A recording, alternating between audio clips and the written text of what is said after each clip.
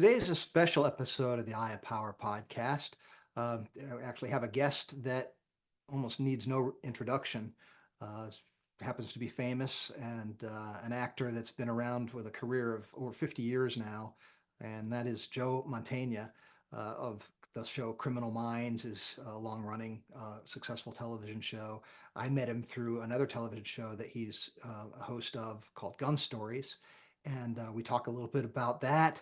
We talk about a little bit about the passion and just some of the things that have informed Joe over a very long and by any stretch of the imagination or any way we want to try to measure, very successful path through a fairly tough industry in Hollywood and in media. So without further ado, let's welcome Joe Mantegna to the show.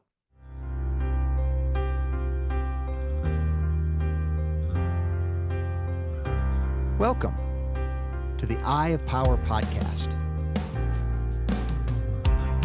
I'm your host, Tom Dardick. But this podcast is not about me. It's about you and your power. It's time to claim yours.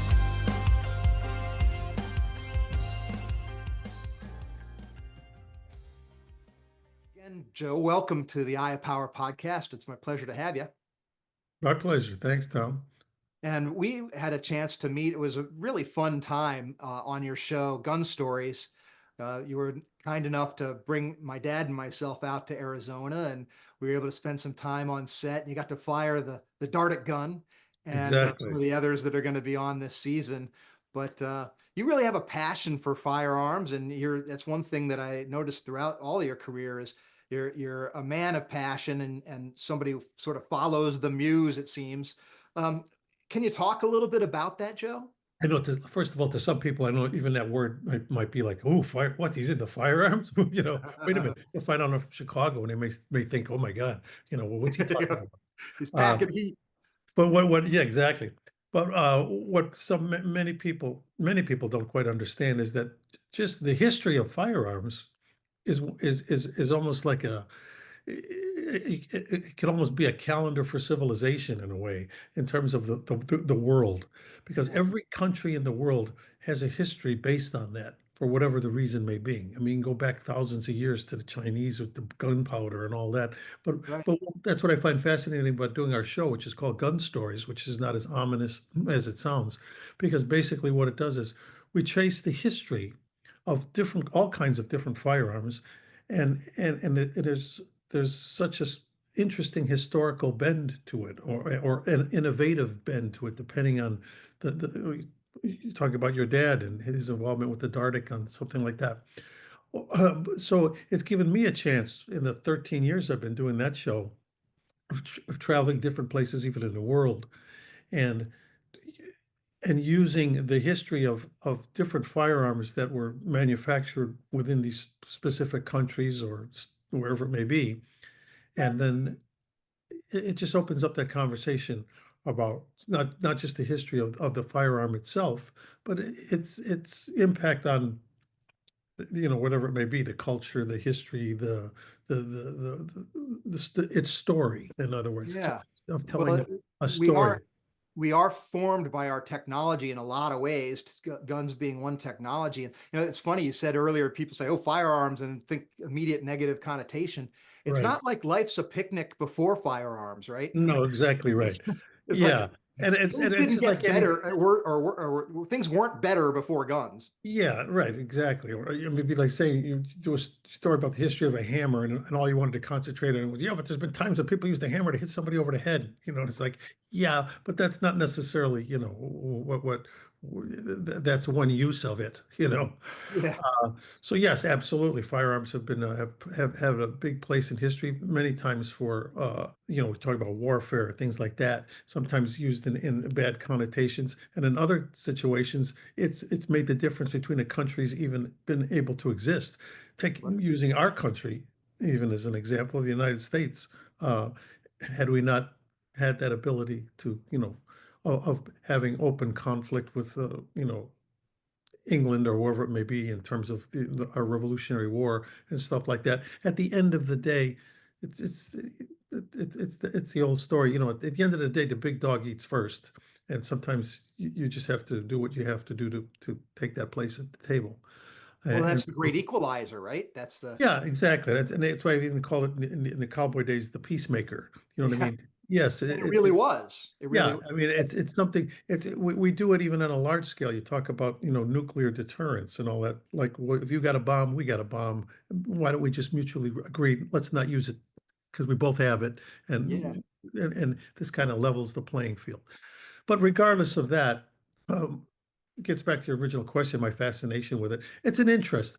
I got into it actually fairly late. I didn't grow up with it. My father did because my dad grew up on a farm actually in Oklahoma when his parents immigrated from Sicily back in the early 1900s. But my dad grew up a farm boy in Oklahoma. And so for him, it was firearms were tools, and my grandfather's shotgun still had got handed down from the early 1900s to where one of my cousins has it. And we did an episode of Gun Stories called Guns of the Immigrants, Oh, and we wow. actually shot it on my grandfather's farm, which we sold just this last year after being in the family for over 100 years because we just knew uh, nobody was going to make use of it anymore. It was this 50-acre farm in Oklahoma, in a small town in Oklahoma, and enough of the neighbor people who were the heirs to the good friends that my grandfather came over, who he immigrated with back in the early 1900s. They ultimately bought our land, which my grandfather would have loved to seen happen. Wow, that's But cool. in the episode, I actually shoot my grandfather's shotgun on the farm, and we talk about it, and in how that particular implement is a historical piece now in my family because of it. And because of that, the company of Sig Sauer made me a pistol using components from the house that my grandfather built by hand. The remnants of it are still Wow. on the farm.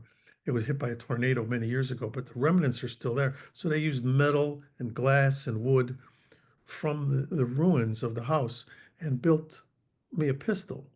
And it's got my name engraved on it. I mean, it's an art piece. It's something I'll never, use as a firearm, but it has incredible significance to me just as what it is.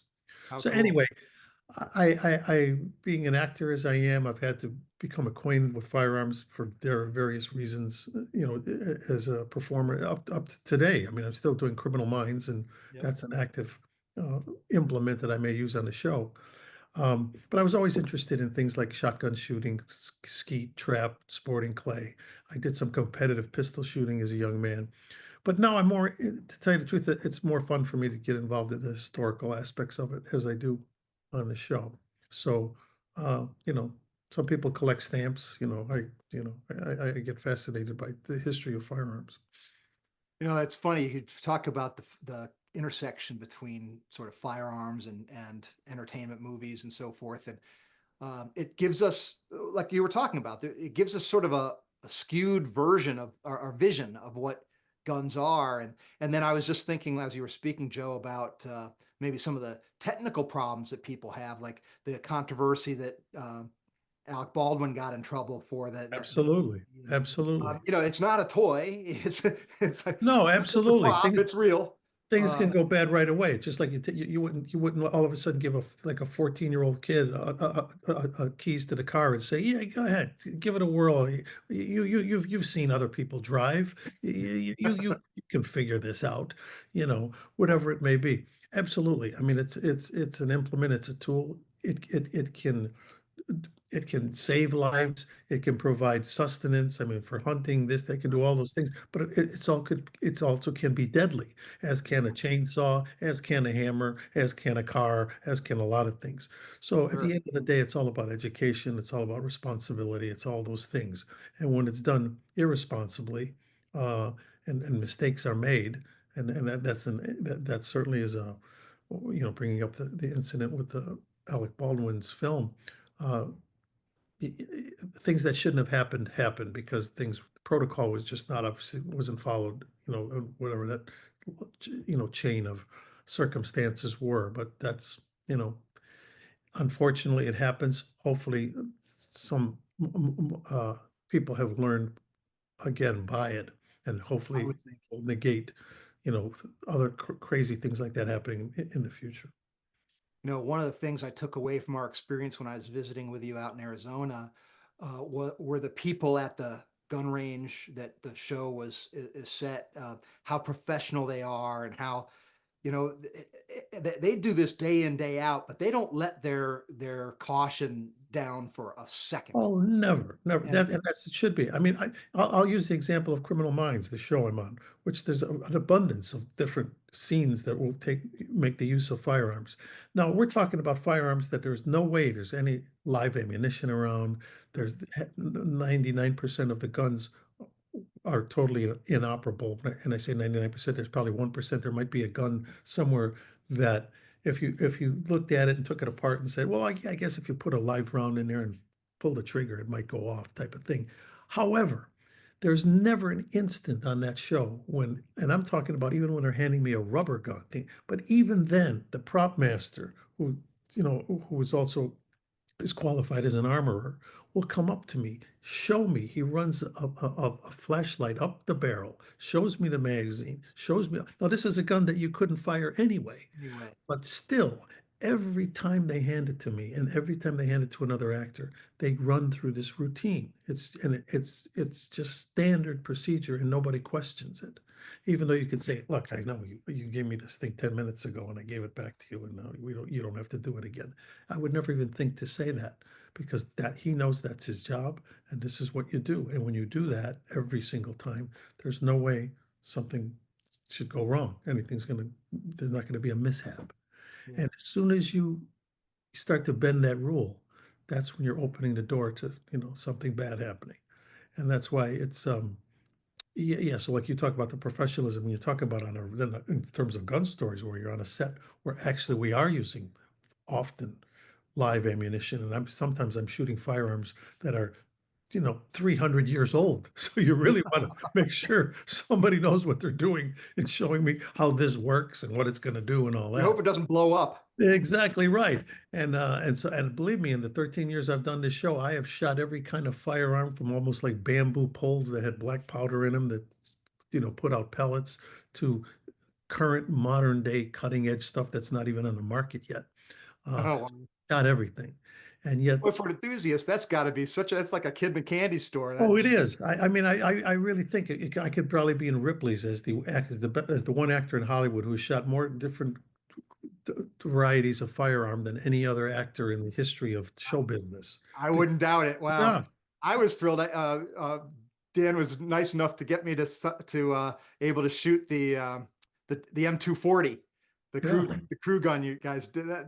So fun because you're not going to yeah. shoot. As a regular guy, you're not going to get a chance to shoot those kinds of No, things. no, no. I mean, I've shot everything from tiny little Derringers to 50 cal and everything in between and stuff like I said that's not even on the. We were in Italy and we were at the Benelli factory and the inventor of some of their highest grade kind of firearms that Benelli makes, this guy named Marco, Italian. Of course, when he saw that I was Italian, he was like he almost adopted me. He says, Giuseppe, come in. I want to. He takes me down in You were in. he took me down into Skunk Works, down in the basement of the factory in Urbino, Italy, which is this incredible, beautiful town in Italy. And he was showing me things that weren't even going to come on the market for another year. And he wouldn't even let the crew come down. He says, "No, I don't want nobody can see this." So because he said not on the market yet, but I show you, Joe. And so I was seeing stuff that didn't go on the market for a year later. So Oh, cool. that was all fascinating. This guy's brilliant. I mean, this is a guy who has created the one Benelli shotgun that's like has become a standard in almost everywhere, in not just military, law enforcement, civilian use. He's an inventor. I mean, and an incredible human being. So that's the kind of stuff that I find is fascinating. That's awesome. That's really cool. Well, obviously you have a passion for that, and you were able to make that manifest in having gun stories be a reality, and not only a reality, but something that's very successful to have the longevity it's had and continues to go. And a lot of people are into that topic, so you do a good job with the stories, and it's gonna find an audience. So that's Yeah. yeah, that's great. I mean, but that's sort of the story of your life, is best I can tell from afar. Is you've really been able to form relationships that are long term and mutually beneficial, and put passion into almost well pretty much every project.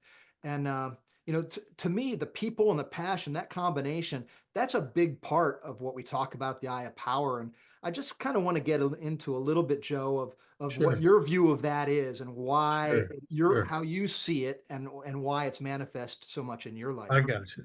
Well, first of all, I feel very blessed in the sense that early on, and when I say early on, I'm talking about in my teens, I stumbled upon something that has been kind of like a path I've been on throughout the rest of my life.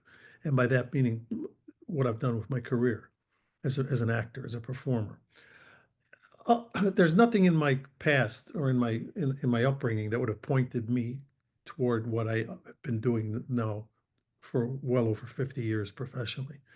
I didn't come from a theatrical background. My father was a partially disabled insurance salesman.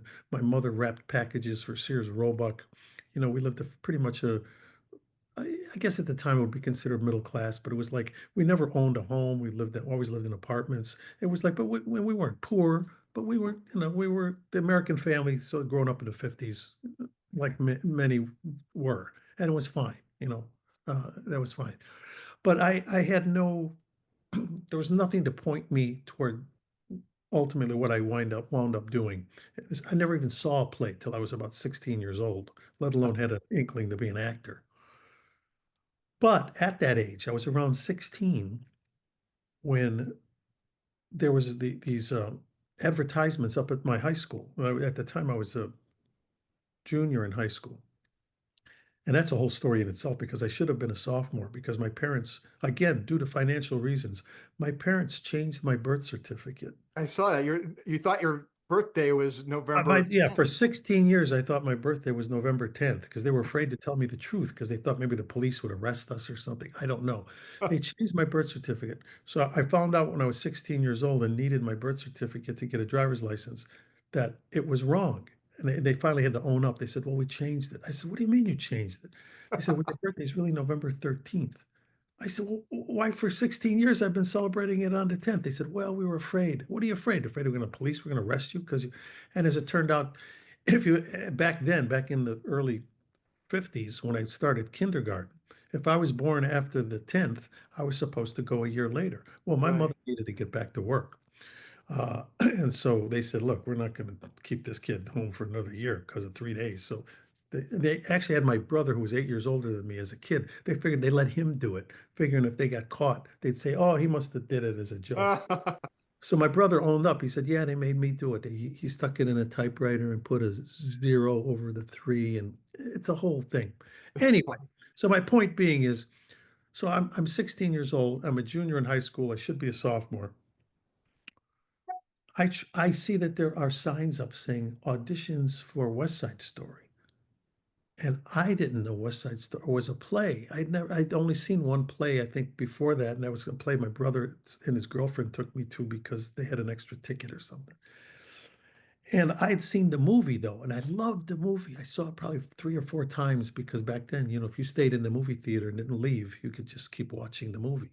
So I buy a box of popcorn and sit there and watch the movie, and it'd come on again. I'd watch it again. Because West Side Story was like, I mean, I grew up in an urban Chicago, urban neighborhood. Not that there were gangs and stuff, but there probably were. But I wasn't involved with it, but I was just fascinated. And they're singing, and dancing. It was like, oh my God, this is so exciting. So when Transported. I see, yeah, so I see auditions for West Side Story, but then I said, well, that's a movie. What are they talking about? And then somebody explained to me. They said, no, no, no. It was originally, it's a play. And they made the movie from a play. I go, there's a play? West Side Story? Anyway, I try out for the play. I learned a song that I go for a tryout. Well, as it turned out, it was a district-wide musical. They're hiring kids from both two high schools plus the junior college. Oh wow. So you can imagine all the leads were junior college guys that were like 18. They shaved. I mean, they had beards and mustache. I was 98 pounds. I should have been a sophomore, like I said. Right. I sang the song. And I remember I'm on that stage and the lights are on me and I hit the last notes. The most beautiful sound I ever heard, Maria. And I had this like high little tenor voice. My voice hadn't changed. I get this applause because, I guess I sounded pretty good. And all I could tell you, Tom, is that applause was like a lightning bolt hitting me in the chest Wow. because I had never gotten applause for anything in my life up to that point. I used to sing around the house for my relatives, because I used to pretend I was Johnny Ray, who was a big singer back then. Anyway, all I could tell you was that moment changed my life because that hit me and I went, oh my God. And as I came off the stage, people were saying, oh man, you were terrific. That's great. Congratulations. You got a great voice. You sounded great. And I'm like, really? Really? Now, as it turned out, I did not get cast into play. And because I really was, there would be no part for me. I would have been like the little guy, maybe. But as it turned out, the head of the drama department saw something in me and said to me, said, look, you got talent. You're just not, I'm not going to use you in this play, but I'll put you in my advanced drama class if you want to take it. And I said, advanced drama class? I don't even know how to spell drama class. I've never taken an acting class. He says, no, no, no, I can sense in you something. And God bless this individual. I mean, he just passed away a couple of years ago, but this Oh, guy became that guy. And that theater department became that driving force for me from that point on. So from that moment on, my focus became this is what I think I would like to do. And Tom, I have never looked back from that evening on stage at my high school. And that would have been like sometime in like 1962, maybe. wow. And so that's why I say I'm blessed. Because while I've had other interests and have done other things, that was that fire that got planted in my chest that never dimmed, never burned out. And so from that point on, I started with the classes. I started trying out for plays. I started getting cast in plays, started doing plays. Blah, blah, blah. 1969, I tried out for the play Hair. I got cast. I became one of the leads. Started doing musicals. Went to Broadway with a play called Working, a Broadway play. Was with a theater company in Chicago for 5 years where we did all kinds of stuff. Blah, blah, blah, blah. I mean, you can go on Wikipedia and Yeah. see what my career is.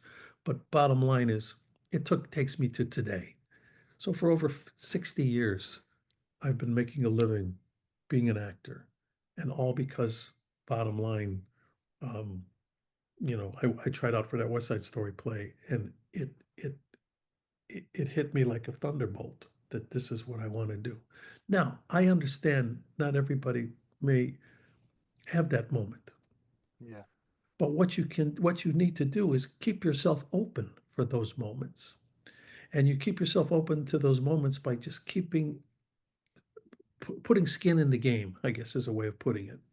In other words, if you have interests, whatever they may be, whether it's for me, it was being, a performer, whether it's being singing, whether it could be a doctor, a lawyer, a mechanic, a nurse. You pick the profession. I was a photographer for a few years because somebody taught me how to do it, and I was fascinated by it, and I made a good living at it when I was struggling to be an actor because there's no guarantees. Saying you want to be an actor is like saying I want to be an astronaut. You can Mm. say you want to do it, doesn't mean you're going to get there. Right. Uh, so for those years when I was kind of pursuing it, but not necessarily financially successful at it, I was a photographer and I loved it. I used to take headshots of actors, because a guy who did it for a living taught me how to do it. And I enjoyed it because I made my own hours and it was like an art form. I was able to Yeah. kind of choose how I did it and I learned the right way to do it. And I did well at it to where I said to myself, if the acting thing doesn't work out, I guess I can Yep. maybe be a professional photographer. So Yeah. This is a these are fallback on. yeah, so these are the things I would encourage individuals to look toward. So in other words, and so in my case, I put it this way: if you have to have a secondary job in pursuit of what your primary focus is, try to pick something that you have a passion for. As Yeah. opposed to say, oh, I'm going to do this job. I hate it. I hate every minute of it, but I'm going to do it because it's hopefully will get me to where I want to get. Try to avoid that if you can, because you may find out at the end of the day you've spent 1 million hours doing this thing you hated, and you're still not where you want to be. And so you got to look back on it and say, what the hell have I done? I've spent all this time in something I really detest, and it still hasn't worked out for me. You don't want to Yeah, be able to say that. If you could at least say to yourself, look, I'm still not where I want to be, but I'm still enjoying what I'm doing. I mean, so that's important. So in other words, have a game plan where you're able to, if you can't follow the primary focus of your heart, figure out what your secondary and third position or fourth position passions are, and see if you can also nourish that and make that part of your, your life and involvement. yeah. I'm thinking about a part of your story. I read that you actually were in a band, played bass, and that was related somehow to the band that became the band Chicago. Yeah, and I mean, I'm still very, very close to them. In fact, there's a movie out called Last Band on Stage, which is the history of the band Chicago. And if you get it, you can Google it and find it. I Yeah. narrate it. I mean, I'm in it. And I actually presented them with their Lifetime Grammy Award too, when they Wow. were awarded that some years ago. And it's because when I was in a rock band for about 5 years. That was another thing I kind of fell into in high school, and we did fairly well. We were in the Chicago area, and there was this other band at the time. They were called the Missing Links, and we would tour with them. We played different engagements with them, and they were wonderful musicians. And they were so good, they used to back up solo acts. Like if a guy would come in like a singer, and I'm talking about singers who were actually at the time had some fairly famous. That's They how would it show used to up for a be. gig, but they needed a backup band. Yeah, it used to be these pops are, the singers would just get bands wherever they'd go Right. because it saved a lot Yeah. of money. And that's what and these guys were able to do it because they can all read music. They were all music students, many of them from DePaul University in Chicago. Um, and they were called the Missing Links. And they played some of their own stuff too, but it was like the kids wanted to hear top 40 stuff. Sure. And that's what our band did. We did very well because we were like, hey, we don't write a lot of our own stuff, but we'll if you like soul music, we'll put the white suits on, play that. Oh, you Yeah. like you like this kind of music? Oh, we'll put the Paisley stuff on and we'll play that. We were a wonderful cover band. We'd be great to play, every hotel in Vegas. Sure. Uh, so it got to a point there. We're touring with this group, the Missing Links, who we became very close to them. And I still remember we were playing at a place called the Cheetah in Chicago, which at the time was a wonderful place to play. They had one in New York, one in Chicago. The one in Chicago used to be called the Aragon Ballroom. It was a Hmm. pretty famous ballroom. They turned it into this night, teen club, and we were headlining it this one weekend, which was a kind of a big deal for Chicago, for the city of Chicago. When the guys from the Missing Links showed up to see us, and we during our break, they come into the break room and they tell us, they go, "Hey, we got some good news. We're breaking up this band. We're going to add a couple horns. We're going to add a keyboard. We're going to call ourselves Chicago Transit Authority, and we're going to be 7-piece band instead of four." And we're like, "Oh, great, yeah." And as soon as they left, we went, "These guys are nuts. Why would they take?" Because at the time, there was a lot of places you could play live music, but you're always worried, the bigger the band, less money you're going to make. Sure. And so we're thinking, why would you take a 4-piece band and add three more guys? We're thinking these guys have lost their minds. So anyway, we didn't hear from them for a while because they were out. And in fact, we even had to replace them at one job because we got a call. We weren't working that night, and the club called us and said, "This band's here, the Chicago Transit Authority. They won't play anything but their own stuff." And at the time, they had no records out or anything. And they said, "The kids hate them. Could you guys come in and finish the night?" And we did. And we showed up, and they're packing up, and we're thinking, "Oh man, sorry." And we're thinking, these idiots, when are they going to learn? But they didn't want to like compromise. They wanted people to learn about their stuff. Well, all I could tell you was that this was like 1968. I was a student at the Goodman School of Drama. I was still in the band, but was now also trying to pursue being an actor because of what had happened in high school and my drive to, be an actor. And I remember that's when the CTA's first album came out, Chicago Transit Authority. That album came out. It was one of the biggest albums to come out that year. I heard it, and that's when I realized, okay, I guess I'm not going to be a musician. I guess I'm not, being in a band is not my thing because I knew we're never going to be that. I loved the band. We had a good time, but we will never be what these guys are. And Very few are with them, right? I mean, that's yeah, the and so from that point on, they went this way with their music, and I went this way with being an actor. And I kind of told the boys in the band, I'm done. they continued on, and it was fine. I mean, the guys understood. They never became professional, really professional musicians after that, anyway. And the band Chicago is still around. And like, Exactly. there's, I think there's one, two, three. There's four of them left from, or three of them left from the original seven in the Yeah. band. I'm still very, very close to them. And a bunch But of the that's a people. lesson learned too. Yeah, it really is. Yeah. A bunch of people in there have been there, been with the band a long time too. I'll tell you, whenever I hear from the original few albums before Terry Kath, whenever I hear Terry Kath play, I always get sad that Oh yeah, we started with the gun, respect for guns. We started our conversation there. And then, the story of Terry Kath and what yeah. a That's loss another that was. example of, yeah. I mean, again, it's just a bad situation. A bad, Did you know Terry? Oh, very well. Yeah, I mean, Yeah. he was in that original group, back. He was in the Missing Links. That Yeah. original group. That original group, the Missing Links, was Terry. Terry was uh, Danny Seraphin, who was the original drummer Yep. for the band Drummer, yep. Chicago, and Walter Perez-Zader, who Right. was the original sax player for Chicago.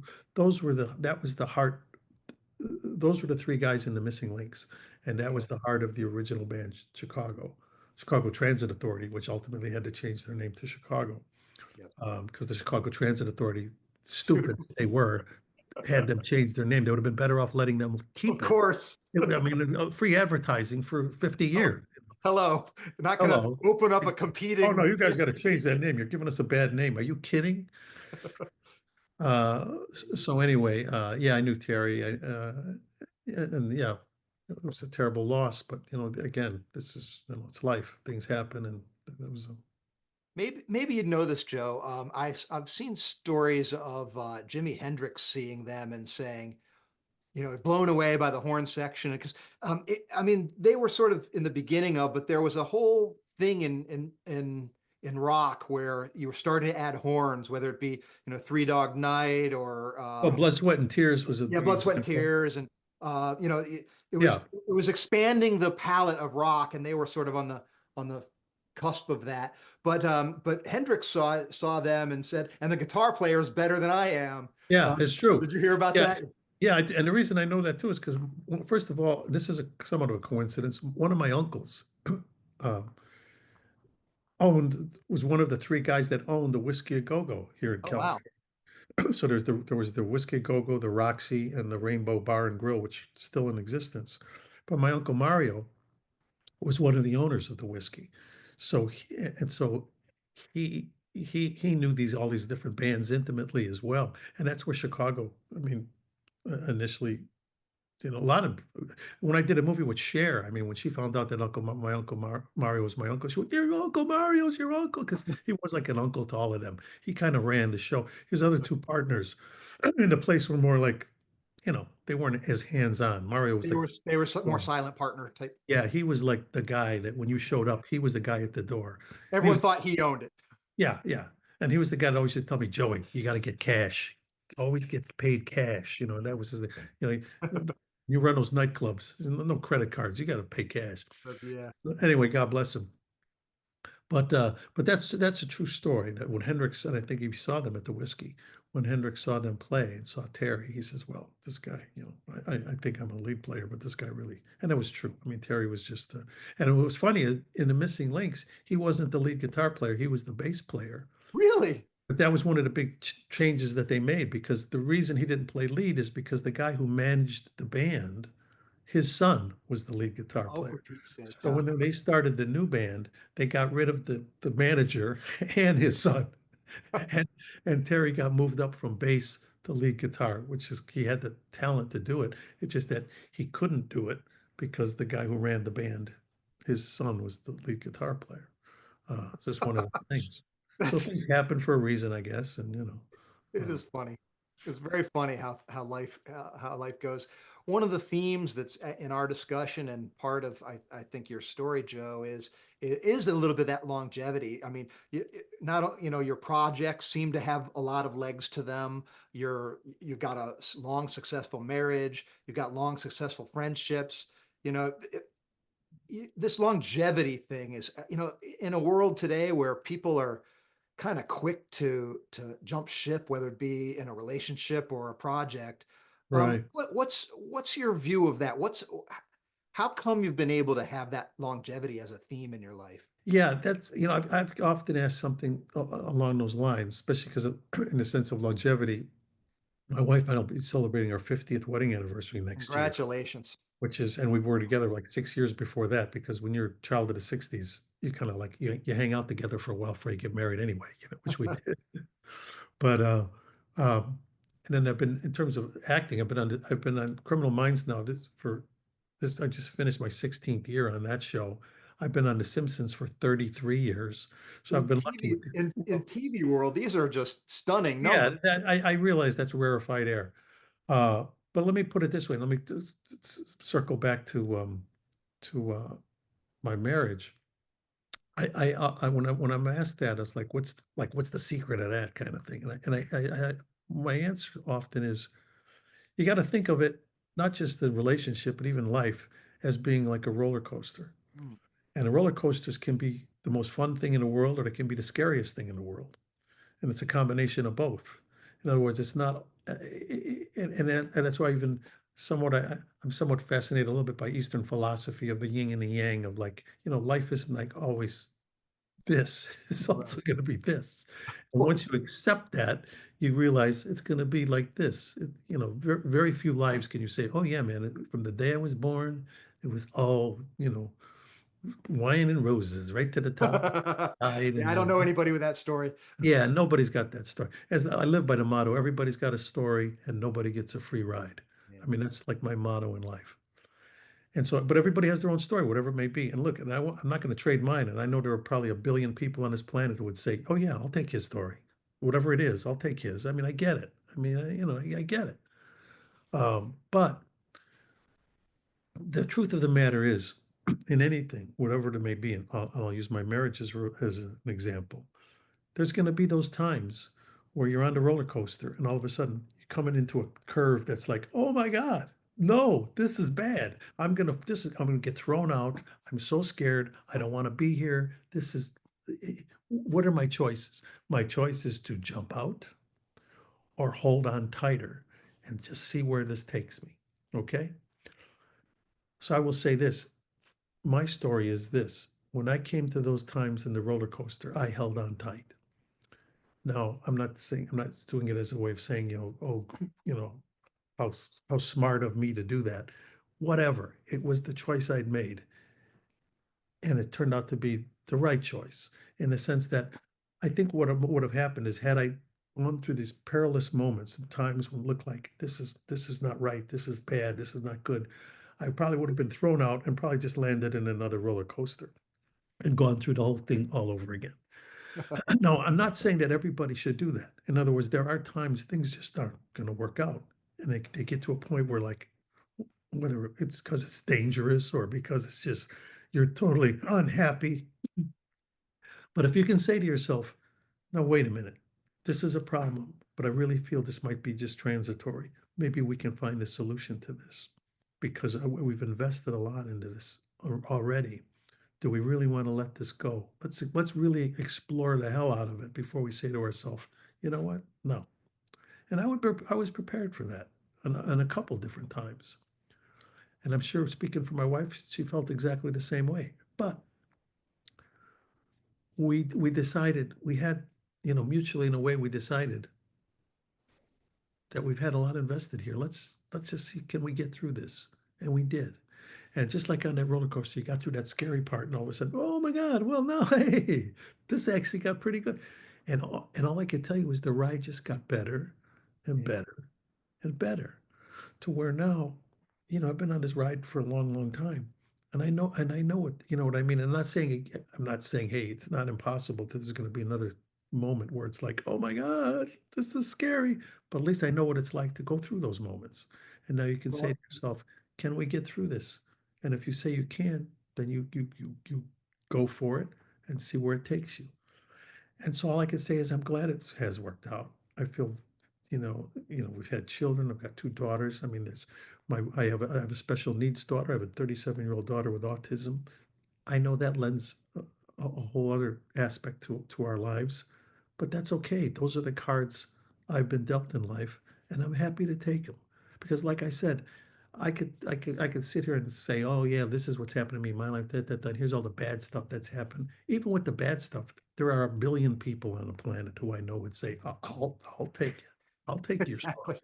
Exactly. Because I've even said, I said, my bad days are sometimes other people's dreams. Mm. Because my bad day could be like, oh man, you mean the construction guys have to need an extra week to work on my beach house? You know, that would be like a complaint of mine. You know what I Oh mean? heavens. No. Yeah.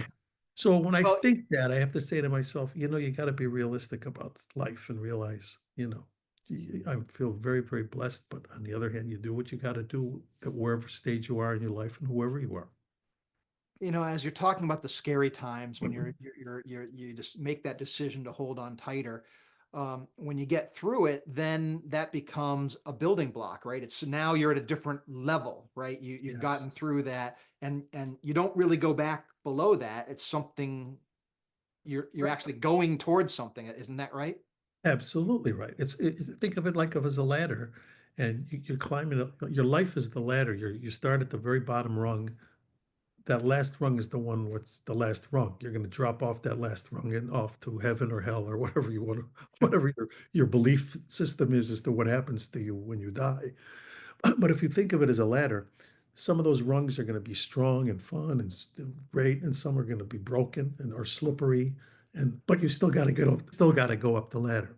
Yeah. In other words, you got to go as far as it's going to take you. Some people don't even make it halfway up due to circumstances. Our military cemeteries are filled with young men and women who never even got the shot, or people who die in mishaps as children, or whatever it may be. But if you're lucky, you get a nice shot um, at making a good long climb up that ladder. But again, not saying that every rung is going to be easy or fun or where the view is going to be great. It's going to be scary times. You may slip down a few rungs, but you got to keep going. And then ultimately, when you get to the top, hopefully you can say, you know what, the view is pretty good up here. And I'm glad I made the trip. And I look around and this has been my life. All right, I'll take it. There was some bad things that happened, but I made it. I got Yeah. through it. And at the end of the day, uh, I feel very lucky. You know? That's awesome. Well, taking that kind of overall way of looking at it, I know if we're looking at the TV business, that's maybe an unforgiving sort of environment because you either got the ratings or you don't, right? And I don't know the business very well, so I might sound kind of foolish with kind of explore this question, Joe. But I'm thinking in terms of whether it be Criminal Minds or Gun Stories or Simpsons or any of these other projects that have gotten legs. Can you draw something out as to what, other than just ratings, what you sort of see as connective tissue between shows that do sort of have length and breadth versus ones that are sort of maybe good, maybe very good, but have Yeah. hands and gone. Well, if I knew the answer to that, I'd be the most successful producer in the world, and that would be that. I Nobody guess knows that's that. true. But that's why I always emphasize when I speak to students and young people who are pursuing this, like, what's the secret? How do I, I always say, and this is the truth, is like, at 77 years old and being in this professionally in this career for over 60 years, what I can say is that's why you have to enjoy the journey and don't worry about the destination. In other words, you're pursuing this thing that ideally you say to yourself, I'll be happy when I have this degree of success. You may or may not, and you may or may not get that degree of success. But what you have to do is enjoy the ride. And if you can enjoy the ride, then the destination is not even that important. I mean, there's a quote, and I'm paraphrasing it. It's like a misquote. There is no map to the destination. You make your own path. In other words, life isn't this roadmap that somebody gives you and says, "Oh yeah, just follow this and everything's going to be fine."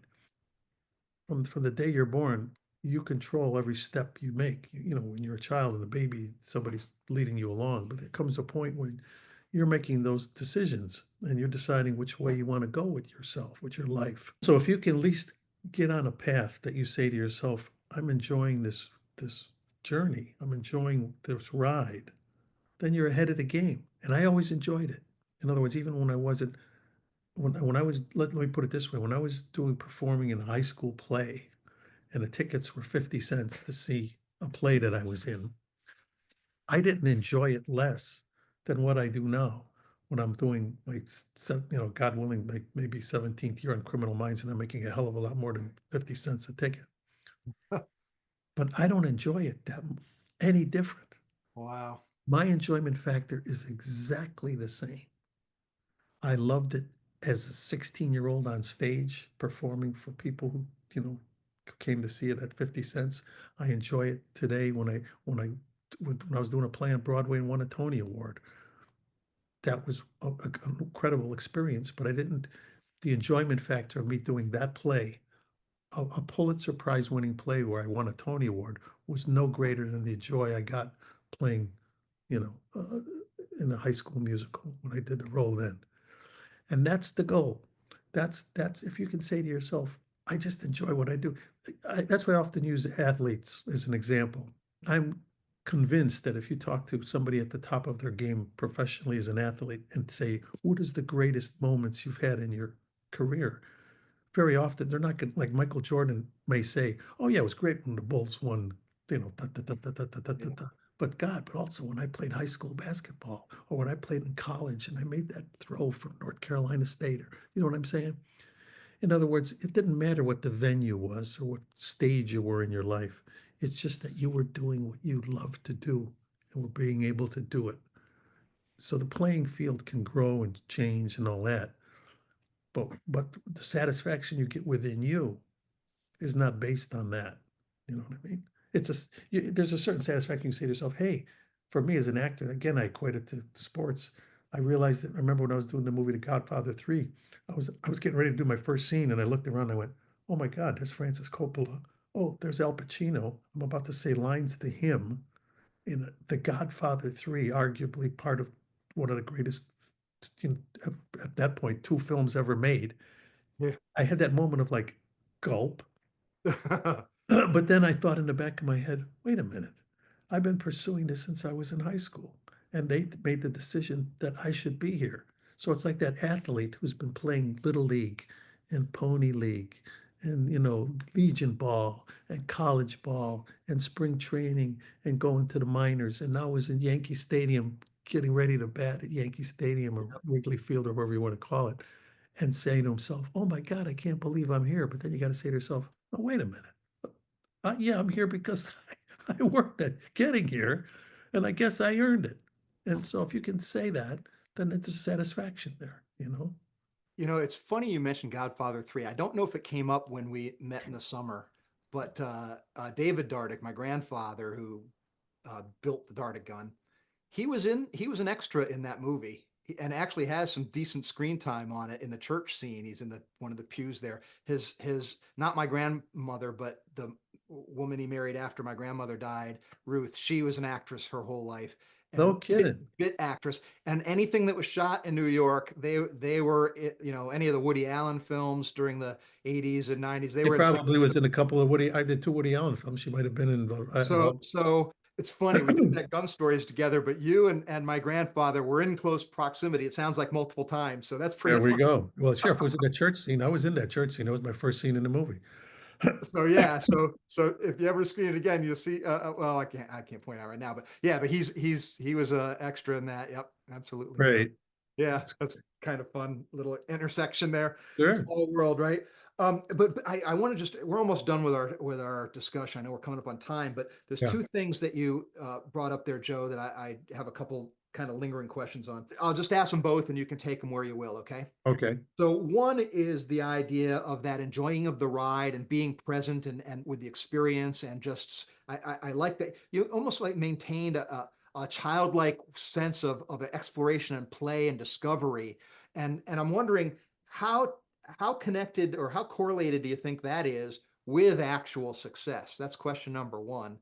And then number two brings in the collaboration factor because you talk about these TV shows, there's hundreds of people working on these things, all of Right. which are important to the outcome being good. So now we have, you as a lead actor have a huge role, but you've got tons of other people that also have to give their best. So you need kind of that whatever that magic is, you kind of need it from everybody in a way. So those are the two thoughts I'm having as you tell your story. What's your reaction to those ideas? Let me answer the second one first in terms of the collaboration thing. It's like, yeah, I mean, that's the whole thing. That's why, as an actor, that's so important. Because in other words, very unless you're doing your whole career giving monologues, which you're not, you're having to communicate with somebody else. So it's that whole thing of being able to everything kind of meshing together. And sometimes when I'm on a set, especially in a movie or a television show, I'm thinking with the hundreds of people it takes to make this happen. And then yet you have to duplicate it every day in a whole different form because you're doing new stuff every day. It's like sometimes I was even say to myself at this stage of the game, how does this even come together? How does this even happen? But again, it's all about preparation of everybody being as professional about what they do as hopefully you are. And if you can do that and you can put that all together, that's why to me, what that person does, the importance of it is no different than what I do. Or there's, in other words, there's no position that is any more or less importance because if you eliminate that person, maybe one position is a little easier to replace than another, and therefore, which dictates sometimes the pay scale. But it doesn't diminish what the value of what that work is and what that person does.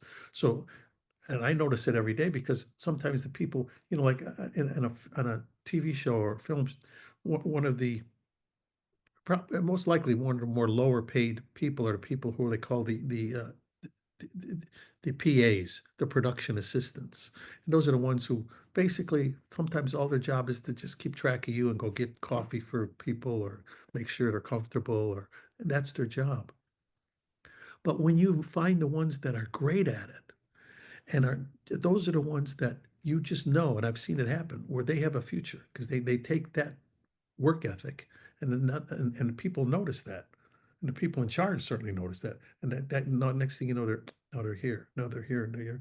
I'll give you an example. When I did a movie, oh, God, must have been 40 years ago. This guy was the second AD on the movie, which means he was a second assistant director. He's now runs a major studio here in Hollywood Wow. because he had that kind of work ethic and he was so great at that level that of course they wanted him to take a little more responsibility, a little more, a little more, a little more, to where he's not calling all the shots because he's learned it. It's like that whole thing of like if you're the son of a guy who owns the auto company, let him work on the assembly line first to know what their job is, the people who are putting the fenders on the car. Then work your way up to where you're running the company because now you have an idea what everybody's job is like because you've been there. So that's important. So that satisfies hopefully that part of your question of like that's of utmost importance. So it doesn't matter what level you are. And if you're content at that level, that's fine. But if you're looking to aspire to more, just be the best you can at that and make people aware and know that, hey, maybe you can do a little more and then educate yourself to what you need to know to get to that next level. And the sky's the limit. In the Eye of Power model, you can't see it; it's kind of small, but it's we call the one quadrant called the purpose quadrant. That's our actions towards others, and so our meaning and purpose, the according to the theories that I've kind of captured in that model, is that when we find our unique gifts, our unique way that because no one shows up exactly how Joe Right, Mantegna shows up or how right, Tom Dart right. shows up, and so when we can figure out what those unique things are, develop them, and then put them to use and service to other people, that's when we start feeling that sense of fulfillment, meaning, and purpose. And Exactly. And yeah, also it helps to be that person that other people want to be around. In other yeah, words, you can do all this stuff right and all that, but if you're that unpleasant person who just, oh, so and so's still here, that's not gonna help you.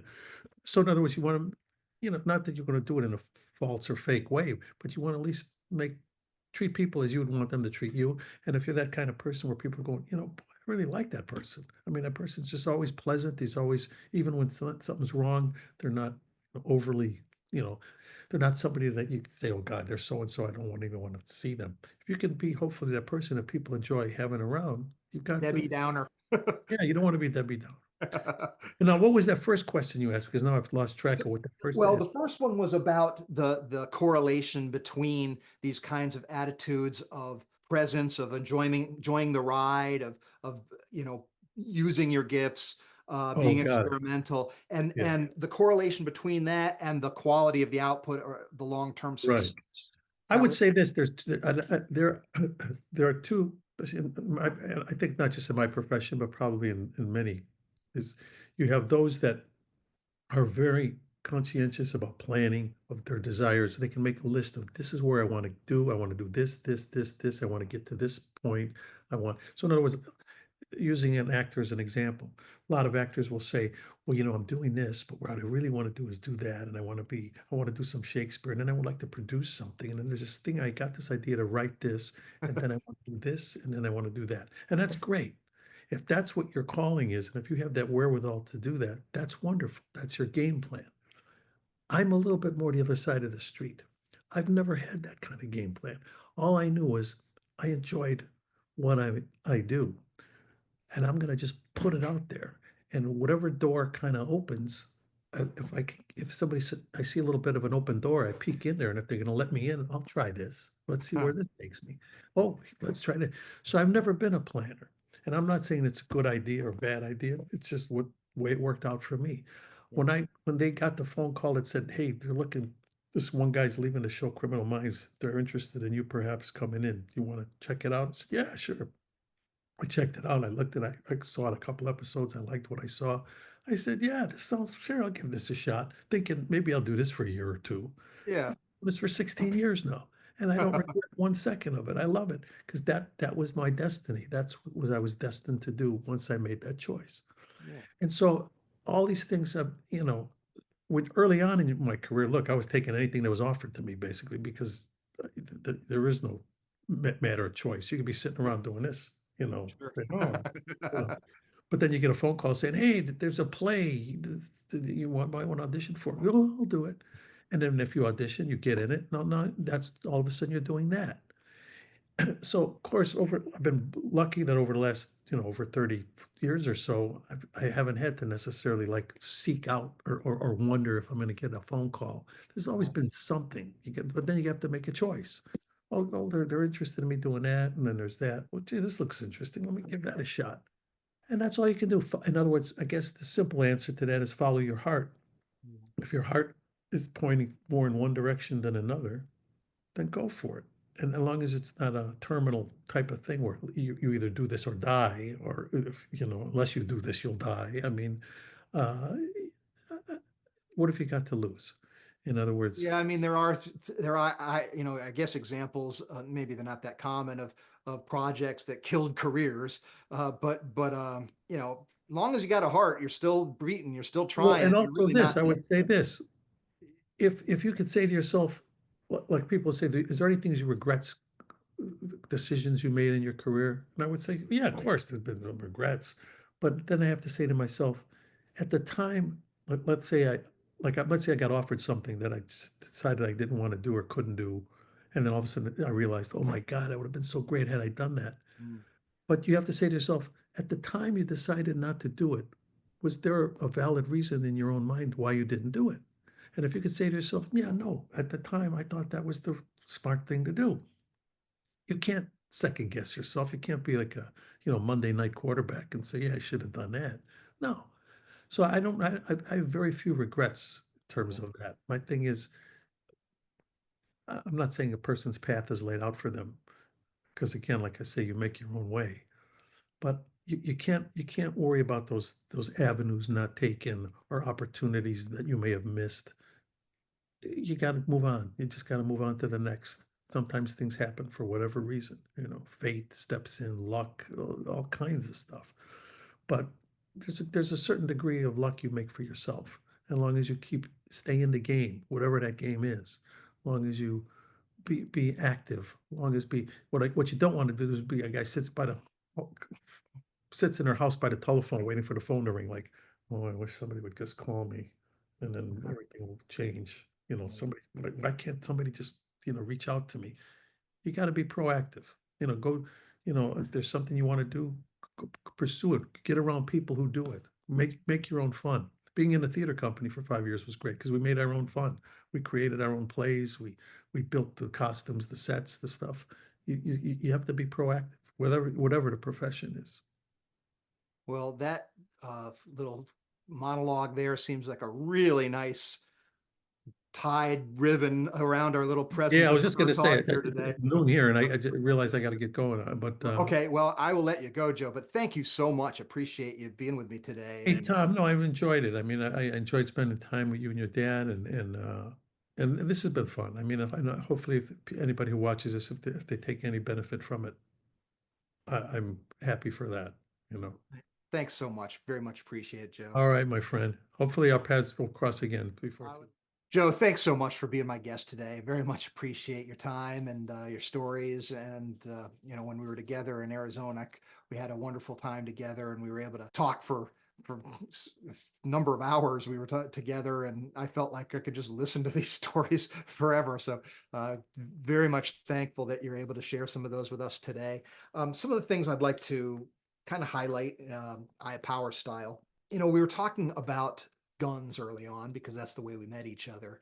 And you were talking about some of the history about guns. And just so happened that today I happened to be listening to an interview on Joe Rogan with Taylor Sheridan, who, for those who don't know, recognize that name. That's Yellowstone, 1883, 1923, and a bunch of things. He's very, very successful. And when he was shooting 1883 specifically, you're talking about settling the Wild West. And he was talking about the plight of the people who were doing that.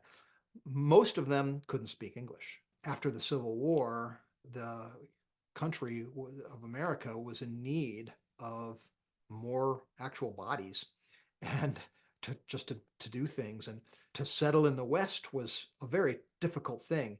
Uh, the United States military didn't do too well when they would go out and try to fight against Indian nations because they lacked the skill with the horses and the warring on the open plains and so forth wasn't that easy a task. So what they do, they sent wagon trains of settlers that didn't really matter whether they were killed or not. And the funny thing is we think, okay, this was a big clash between Indian and European. But the truth of the matter is, more of those settlers were killed by other Europeans um, who were bandits along the way.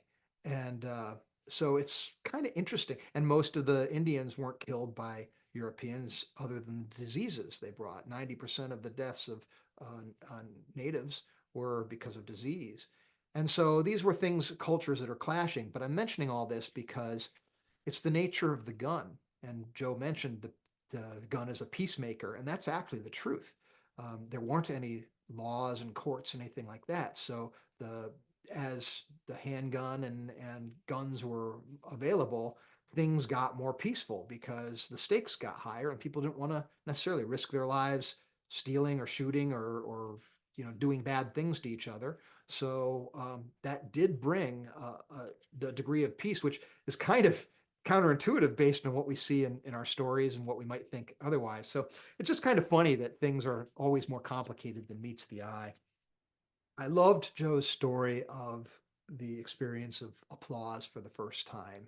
And I got the sense that it was like one of those things you're just hooked, almost probably like a drug, like a narcotic, where you just a euphoric feeling. And while I've never had an acting career or anything like that, I've been a musician and I've been in bands and we've done performances, so I could relate in the sense of what that feels like to make an audience feel good enough where they're appreciative and want to applaud you. That's an immediate feedback that we don't always get in our day-to-day lives.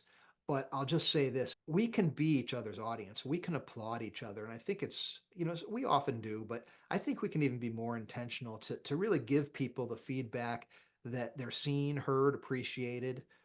We understand their unique talent. That really feels good at a deep level, enough to fuel an entire career and fuel an entire life. That's how powerful that feeling is. And I think that's an important thing, really, for all of us. Another important aspect of Joe's early life was he found a mentor, the person who saw a little bit something in him, brought him under his wings, offered to teach him advanced drama classes. And really, they were connected and friends from then on. And some of these things can be lifetime friendships and provide lifetime rewards. Joe talked about remaining open to moments. I think that's super important. We tend to get busy. We tend to keep our heads to the grindstone. And, if we're not sort of open, then we can miss some of the fun of the ride that he spoke about. And while he also talked, it might be like a roller coaster where, a 50-year marriage is going to have its ups and downs. And during the downs, you're tested, right? You're tested as to how serious you are and about the commitment, but also your attitude about, what it is. What is this marriage? And Joe said that you can either let go and jump out, or you can grab on a little tighter. And sounds to me like he's very happy that he decided the second one. And I know in my life that's something that I feel the same way about, because if you let go and jump out, yes, you get the benefit of finding a new adventure. That's true. But if you keep doing that, then what you find at the end of that is you don't have a history of anything being built. And too often people find themselves at the end of the trail and they find themselves alone, and they don't feel like they really have shared their life with somebody, and that can be a devastating feeling. So the stakes can be high. I'm not saying that in all cases, just like Joe didn't say, in all cases that it's not that you need to hold on no matter what. No one's really in a position to judge that except you. Having said that, I think it's more often that people let go too soon than hold on and see where it goes. So we'll take away that little bit. Joe's basic theme that I think he shared with us today was, enjoy the journey and don't worry about the destination. And it certainly has worked for him. And I think that's a good thing. We didn't really get to talk about this, but I was wondering while he was telling some of his stories, I was wondering, you have this being in the present moment, enjoying the moment, enjoying the journey, yes, and you're not worried about the outcome. But then on the other side of it, we do need some things do need planning. Like, we're building a business here with the Eye of Power, and I can't just do that willy nilly because we have to set expectations with partners, vendors, clients, people who are going through the protocol, or want to incorporate it in somehow. There needs to be some predictability. So that requires planning and structure and some things that maybe take away from spontaneity. So it seems to me like there's a balance. There's like two pedals, and so often. And Joe actually did mention the yin and yang of life, and I think that's exactly what it is. Almost everything has a dual nature, so that it has this don't neglect one just and focus on the other is sort of the wisdom there. I think that's really a great one. And you kind of saw with in how Joe was approaching things, maybe some of the sparks of as to what has made his career so successful and been able to last for decades. I got to know him through somebody else who actually we did interview for the show, Dan Ram. And Dan is a guy who, when he told his story about how his career is formed, and Joe had a huge impact on that. And Dan's not the only one. Joe's had an impact on lots of people. And he's the kind of person that when he sees something in somebody, he's going to fuel that and challenge that and create the conditions that are going to bring out the best in people around him. And he mentioned Michael Jordan in one of his stories, as to like when's the best moment. And if I don't know this for sure, but I'm guessing if we talk to Michael Jordan, my guess it might be not one of his shots, but it might be one of his best assists or something that he did that set up the rest of the team for success, something along those lines. Because when we are elevating others, it's like a force multiplier, and that's when our value really expands exponentially. So we didn't quite talk about it precisely in that way, but I think if you look at the threads of what Joe was sharing, I think you see that message embedded in those stories. So thank you again, Joe. Thank you for listening to us.